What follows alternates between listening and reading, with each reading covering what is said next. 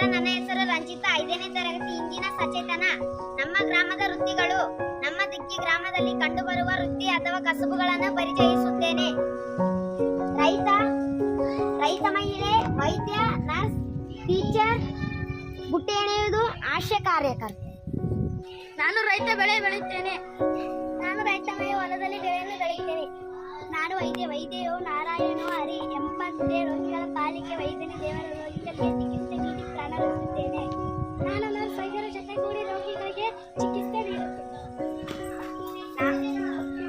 ನಾನು ಬುಟ್ಟಿ ಎಣೆಯುತ್ತೇನೆ. ನಾನು ಶಿಕ್ಷಕಿ. ನಮ್ಮ ಸರ್ಕಾರಿ ಶಾಲೆಯ ಮಕ್ಕಳಿಗೆ ಪಾಠ ಮಾಡುತ್ತೇನೆ. ನಾನು ಆಶಾ ಕಾರ್ಯಕರ್ತೆ. ಗ್ರಾಮದ ಜನರಲ್ಲಿ ಆರೋಗ್ಯದ ಬಗ್ಗೆ ಜಾಗೃತಿ ನೀಡುತ್ತೇನೆ.